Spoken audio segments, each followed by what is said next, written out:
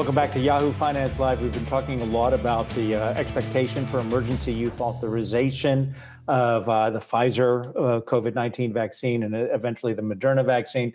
Let's talk more about the impact of all of this with Suzanne Judd. She is a Ph.D. Epidemiologist at the University of Alabama at Birmingham School of Public Health. Thank you for joining us. You're welcome. Thank you for having me.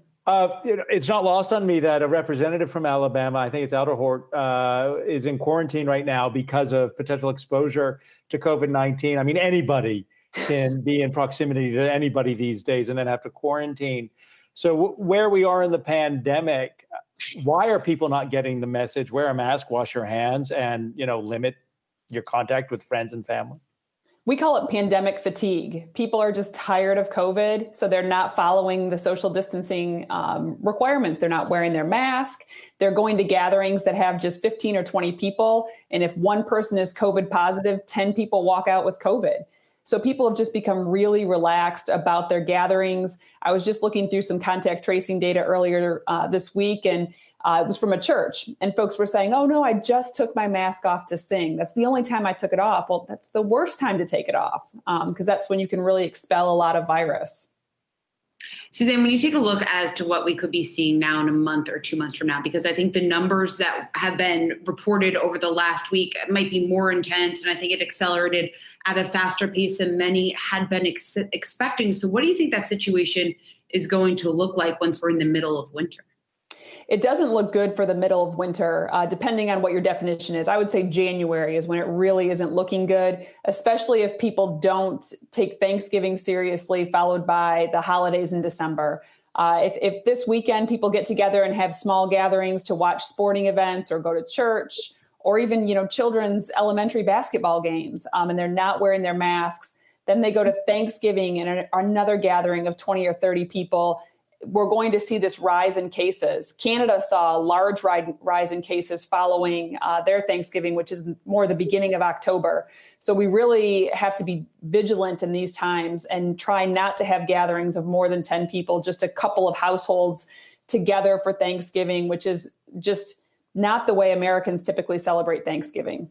They just announced here in New York City that they're going to close the public schools to in-person schooling. But yet you point out there's a bright side in the midst of all of this sad news, that the transmission rate within classrooms is lower than expected. Yeah. What does that mean going forward? And why is that? It sounds hopeful. Is it?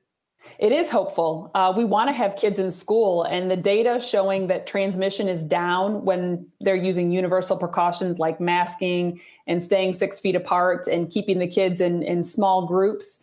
The fact that we're seeing not very many cases coming from K-12 is an opportunity to potentially keep the schools open after January. It's an opportunity to continue to examine how the virus is transmitted in children. So to me, that's a bright spot. That plus 2 vaccines that look very promising may mean a much better first, second quarter in 2021.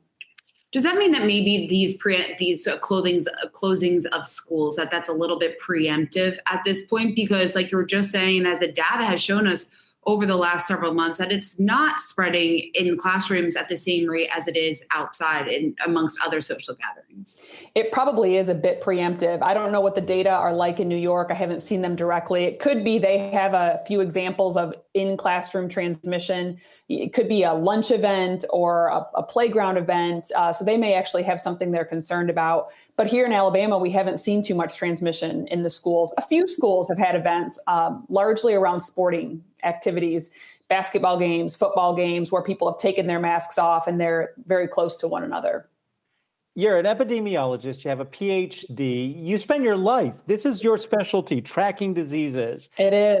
What is it like for you to see the most powerful nation in the world essentially on its knees to this pandemic? It is so hard to watch. It's so hard to watch and to see the way that it's political, although this is not the first time we've seen it. HIV was the same way back in the 80s. It was considered to be a gay-related disease, which was absolutely crazy. We knew in public health there was no such thing, but that was the way it was marketed. And so we see this over and over again in public health because people don't like the idea of having their behaviors controlled to keep somebody else healthy. So I wish I could say I've never seen it before, but unfortunately, this continues to play out over and over again.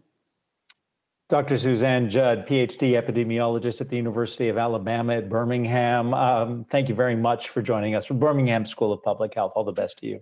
Thanks for having me.